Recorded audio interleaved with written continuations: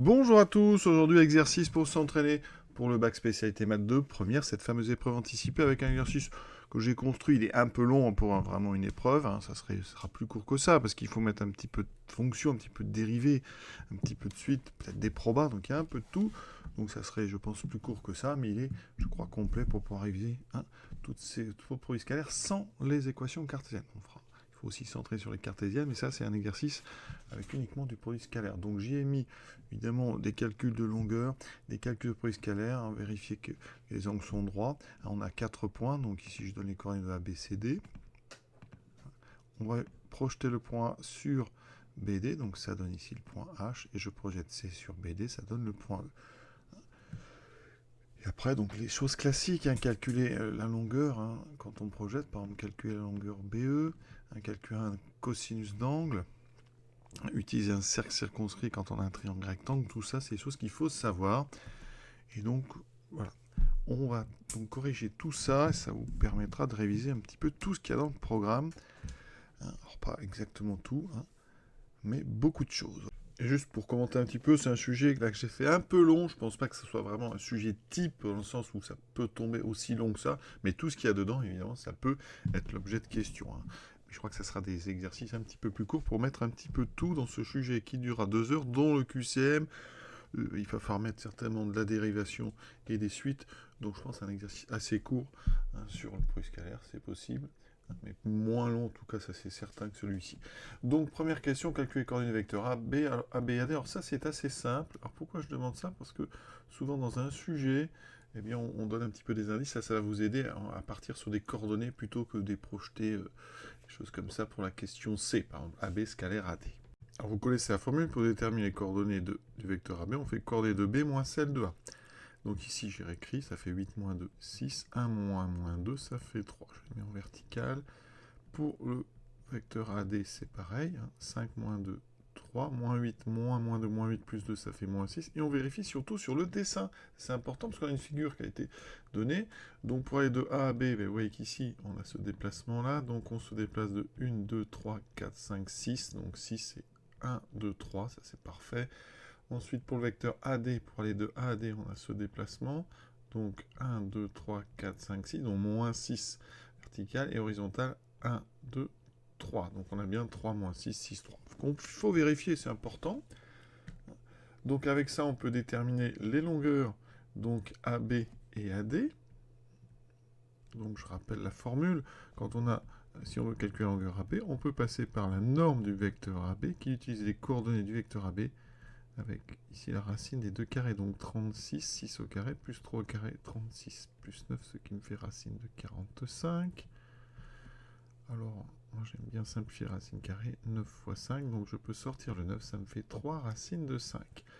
Pour ceux qui aiment les formules un peu qui partent directement des coordonnées, on peut aussi utiliser une formule directement. C'est donc ici, les soustractions, on va les faire dans la racine, donc on fait coordonnées de B moins coordonnées de A, oui. On va faire 8 moins 2, donc vous retrouvez en fait les coordonnées du vecteur AB, et 1 moins 2, ça fait 1 plus. Donc ici, 1 plus 2, donc je retrouve bien 6 au carré plus 3 au carré, c'est la même chose. Pour la longueur, ensuite AD, bien je fais la norme du vecteur AD, alors on n'est pas forcément obligé de l'écrire ça, on peut tout de suite écrire racine carrée, et là vous faites 3 au carré, donc 9 plus 6 au carré, 36, ça donne racine de 45, c'est la même chose. Donc déjà, vous voyez qu'on a un triangle isocèle. Pour ceux qui ont un petit peu de mal avec ces formules, honnêtement, pour aller de A à B, qu'est-ce qui se passe? Vous avez A, vous avez B, on a un triangle ici rectangle, en fait 6 et 3, parce que les coordonnées d'AB c'est 6, 3, voyez. Donc en fait, cette formule, c'est juste Pythagore, dans un repère orthonormé. Maintenant, calculer AB scalaire AD, alors on a déjà toutes les coordonnées, donc évidemment, AB scalaire, donc coordonnées 6, 3, scalaire AD de coordonnées 3 moins 6. La formule dans un repère orthonormé, c'est le produit des abscisses, 6 fois 3, plus le produit des ordonnées, 3 fois moins 6, ce qui fait 18, moins 18, et ça donne 0. Donc la question D est assez simple, puisque AB scalaire AD est égal à 0. On a donc un angle droit au niveau de A. Donc BAD est égal à 90 degrés. Donc on a un triangle rectangle. Et ensuite, on a vu que AB est égal à AD. Donc ça fait que le triangle ABD est rectangle isocèle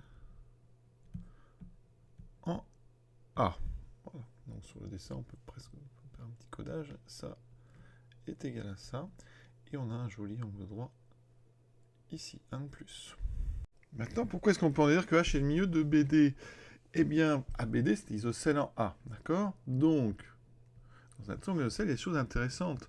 C'est que le sommet A, eh bien, si vous tracez les médianes, enfin la médiane, la hauteur, hein, eh bien, issue de ce sommet A, eh bien, c'est les mêmes. Ça veut dire que on a la hauteur et la médiane issue de A sont confondus. En fait, il n'y en a qu'une. Et ça, c'est intéressant, parce que le point H, c'est le projeté orthogonal de A sur BD. Donc ça veut dire que H appartient à la hauteur issue de A. D'accord? On va donc dire que H projeté de A sur BD. Donc H est la hauteur issue de A. Puisque hauteur et médiane sont confondus, ça veut dire que H c'est la médiane issue de A. Donc cette médiane, mais comme toutes les médianes, elle passe par le sommet, c'est-à-dire par A, et par le milieu du côté opposé qui est BD. Donc H, eh bien, c'est forcément l'intersection entre H et BD, c'est donc lui le milieu de BD. En déduire la longueur DH. Alors, puisque H est le milieu donc de BD, ça veut dire que la longueur DH, c'est 1/2 de BD. Voilà, on peut faire comme ça. Donc on va calculer la longueur BD. Là, vous avez deux options. Soit vous faites comme la première question, vous calculez les coordonnées du vecteur BD.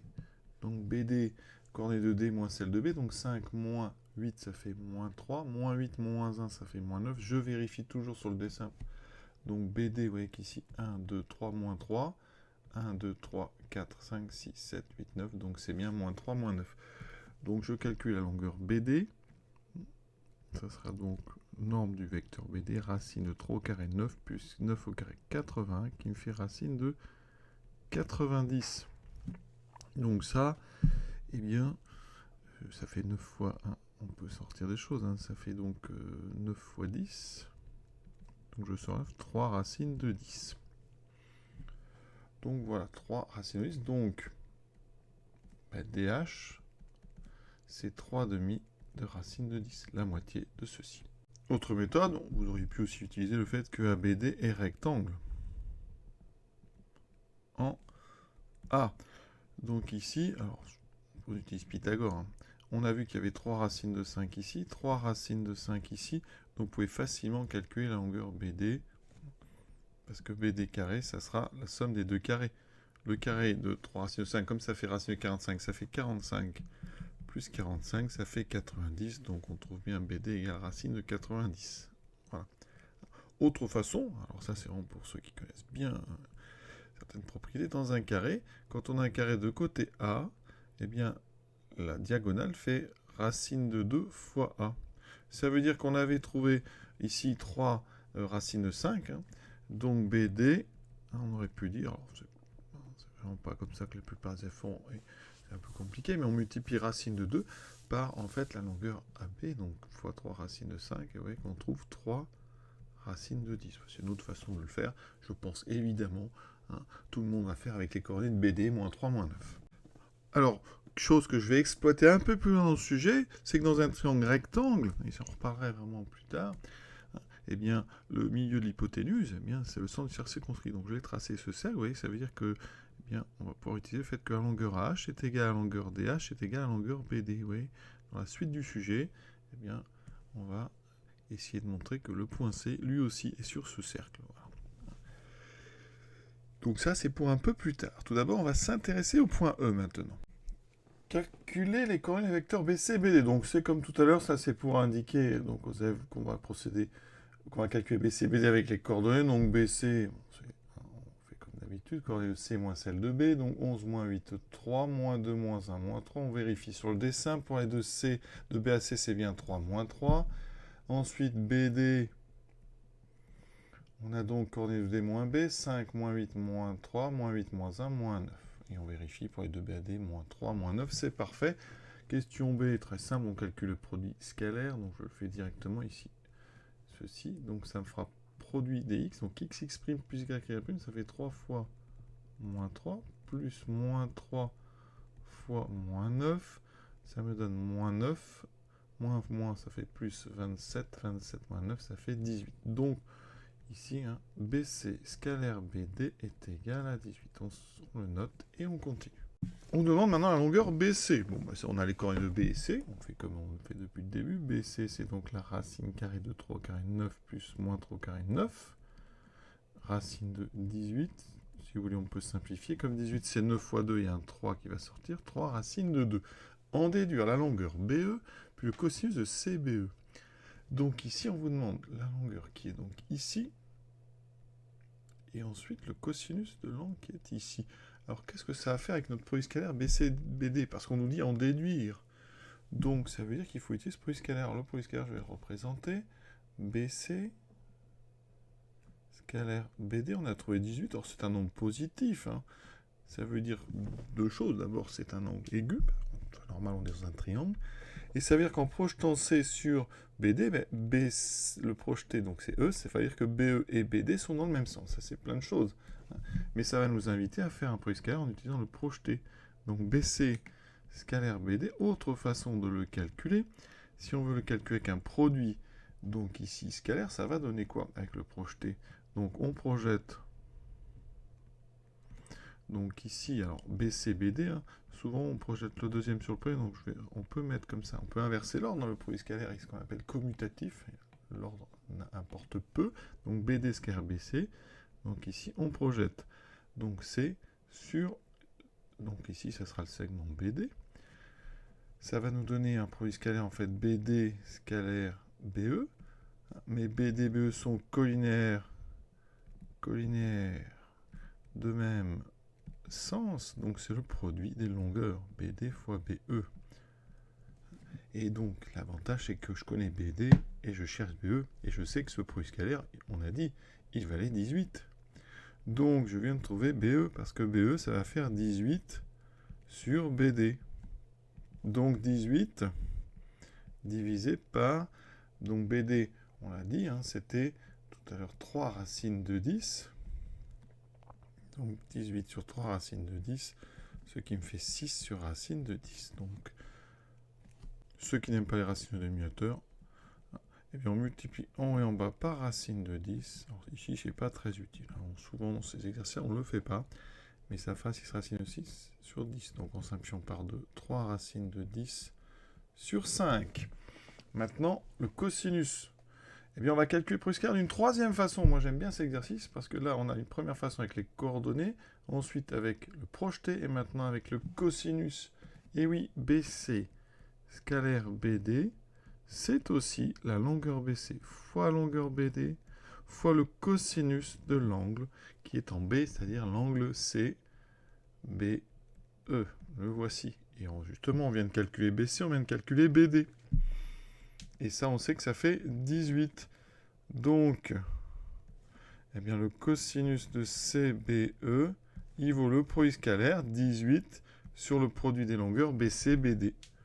Alors, BC, je dis que c'est 3 racines de 2 fois BD, 3 racines de...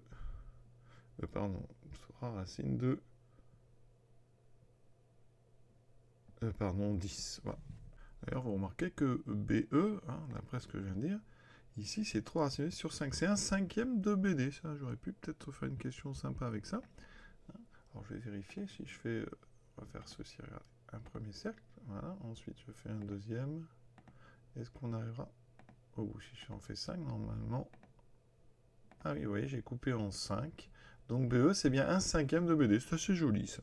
Alors, je vais simplifier un peu mon cosinus. Alors, ici...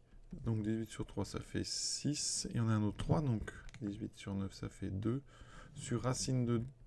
Donc racine de 2 fois racine de 10, on peut dire racine de 20. Je peux transformer parce que 20, c'est 4 fois 5, donc ça fait 2 racines de 5. Ce qui me fait 1 sur racine de 5. Donc cosinus de CBE, vous pouvez répondre 1 sur racine de 5. Si vous n'aimez pas les racines diminueurs, ça fait racine de 5 sur 5. Voilà.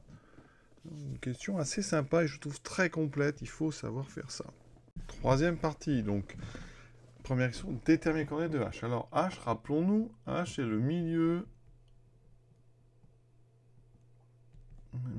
de BD.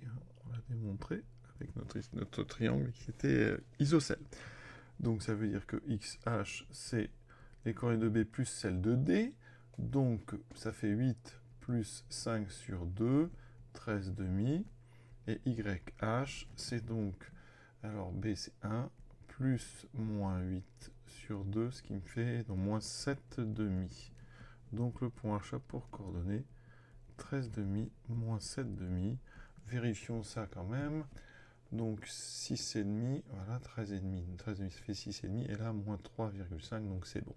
Ça correspond à notre graphique. Maintenant, montrer que C appartient au cercle circonscrit du triangle ABD. Alors, là, il y a pas mal de choses. ABD, on sait qu'il est rectangle en A. Donc, je vous l'ai dit. Donc, le centre du cercle circonscrit, c'est le milieu de BD, c'est donc H. On va donc dire tout ça. Hein. Donc, le centre de son cercle circonscrit, hein, au triangle ABD, c'est le milieu d'hypoténuse BD, donc c'est H. Donc, eh bien, comme H est le centre, eh bien, le cercle aura pour rayon DH, ou alors HA, ou alors HB. Hein. Donc, moi, maintenant, je dois aller vérifier que eh bien, la longueur CH, elle est bien égale à DH. Donc, je calcule la longueur CH. Alors, j'ai les coordonnées de C. Je viens de calculer les coordonnées de H, 13 demi, moins 7 demi. Je calcule donc la longueur CH. Alors, moi, j'aime bien passer par les vecteurs. Alors, je vais faire CH. Donc, ça fait 13 demi moins 22 demi. Donc, alors, on peut peut-être aller doucement. 13 demi moins 11, ça fait moins 22 demi. Et ensuite, moins 7 demi, moins 2, donc plus 4 demi. Donc CH a pour coordonnées, donc moins 9 demi sur moins 3 demi. Donc on calcule la longueur CH. Ça fera racine de 9 demi, donc 89 demi au carré, donc 80 quarts, plus 3 demi au carré, 9 quarts. Vous voyez qu'il y a un 90 qui réapparaît, 90 sur 4. Alors là, au mieux, ça veut dire qu'on sort le 4, ça fera 2. Et on a racine de 90. Mais racine de 90, alors DH, rappelez-vous, hein, DH, c'était 3 racines de 10 sur 2. Donc là, racine de 90, donc je sors le 3, parce que 90 c'est 9 fois 10, ça fait 3 racines de 10 sur 2. Donc c'est bien égal à DH, voilà. Donc vous venez de montrer que C, il est bien sur le cercle de centre H et de rayon, 3 racines sur 2, donc de rayon DH. Et on peut donc conclure que C appartient lui aussi au cercle circonscrit de AB. Donc les points A, D, B et C, on dit qu'ils sont cocycliques, ils sont sur un cercle, sur un même cercle de centre H, hein, ce fameux centre du cercle circonscrit au milieu de l'hypoténuse BD. Voilà, et donc, eh bien là, dernière question, hein. Quelle est la mesure de l'angle qui est ici, en C, hein, c'est-à-dire BCD? Ce cercle, il a pour diamètre BD, parce que, en fait, hein, c'est le cercle circonscrit d'un triangle rectangle. Hein. Donc, ça, c'est pas n'importe quoi, ça veut dire d'après une propriété de cours. Donc, pour tout point de ce cercle, hein, pour tout point, on va dire M de ce cercle, on a MB scalaire MD qui est égal à 0, ça c'est une propriété du cours. Et donc, on a un angle droit en M. Donc ici, ça veut dire que, eh bien, si on calcule C B scalaire CD, c'est égal à 0. Et donc, on a un angle droit au sommet, c'est en C. Et ça, c'est une propriété qu'on appelle la propriété du cercle inscrit. Vous prenez un diamètre BD. Pour tous les points que vous allez tracer, par exemple ici, ben, si je regarde ce triangle BD, hein, si je mets M ici, ben, j'ai toujours un triangle rectangle, quel que soit le point que vous mettez. Et le point C, ben, il fait partie du cercle. Donc, comme tous les points du cercle, quand je trace ceci, j'ai un angle droit. Alors, les seuls points où il n'y a pas d'angle droit, c'est B et D, bien sûr, parce que le produit scalaire est nul, parce que il y a un des deux vecteurs qui est nul, mais sinon, vous avez comme ça, ça s'appelle le cercle inscrit, hein, propriété. Dès que vous prenez un point sur le cercle de diamètre BD, différent de BD, vous avez ici un angle droit. C'est une très jolie propriété, ça provient des triangles rectangles avec cette hypoténuse qui est toujours BD, et le centre du cercle est toujours le milieu de cette hypoténuse. On a terminé. On aurait pu, au début du texte, faire CB scalaire CD, hein, et montrer que ça fait 0, mais je voulais en déduire. C'était vraiment pour rappeler cette propriété du cercle inscrit. Donc ici, si on avait fait ce produit scalaire, ça faisait moins 18 plus 18, vous voyez que ça faisait 0. Voilà, j'espère que ça vous a permis de vous entraîner. Alors pour terminer, j'aurais pu rajouter d'autres questions, hein. J'aurais pu demander, avant de montrer que le triangle était rectangle isocèle, montrer qu'il y a ici finalement, à essayer de trouver cet angle sans aller chercher le triangle rectangle isocèle, parce que ça c'est un angle à 45 degrés, donc ça aurait pu faire ceci. Ça mettait un petit peu de trigo, parce que j'aurais fait BA scalaire BD qui donne 45. J'aurais calculé la longueur BA, donc ici ça fait 36 plus 9, ça fait racine de 45. J'aurais calculé la longueur BD, qui est donc racine de 9 plus 80, ça me fait racine de 90.